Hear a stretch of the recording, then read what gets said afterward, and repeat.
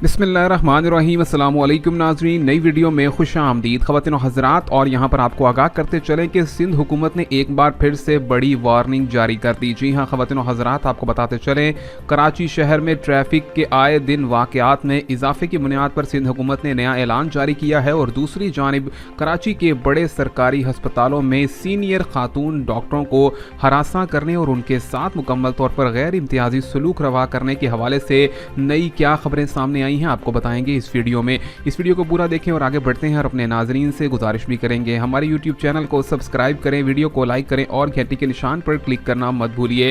ख़वातीन और हज़रात, यहाँ पर आपको बताते चले, पाकिस्तान में ख़वातीन के साथ गैर जिनसी तौर पर और इसी के साथ साथ गैर इखलाकी सरगर्मियाँ मुलविस करने वाले तमाम अफराद के खिलाफ क्रैकडाउन जारी कर दिया गया है। सिंध हुकूमत ने भी बड़ा ऐलान जारी किया है जिसमें बताया गया है कि कराची के बड़े सरकारी अस्पतालों में अब खातून डॉक्टरों के साथ भी यहाँ पर उनको हरासा करने और उनके साथ गैर इम्तियाजी सलूक रवा रखने के हवाले से यहाँ पर हुकूमत ने नोटिस भी ले लिया है। इसी के साथ साथ बताया गया है कि सीनियर डॉक्टर्स और यहाँ पर ख़ास तौर पर नर्सें और इसी के साथ साथ पैरामेडिक स्टाफ जो कि यहाँ पर बहुत ही ज़्यादा मुआविन होता है, उनको हरासा किया जाता है, जिसके हवाले से ये कहा गया है कि अब तमाम तर लोगों को कड़ी सज़ाएँ भी दी जाएंगी। इसी के साथ साथ आपको बताते चलें कि कराची हुकूमत ने यहाँ पर मुकम्मल तौर पर ट्रैफिक के हादसात में इजाफे की बुनियाद पर नया ऐलान जारी किया, जिसमें बताया गया कि गुज़िश्ता यहाँ पर 15 दिनों के दौरान में 11.8 मिलियन रुपए का जुर्माना भी आयद किया गया है।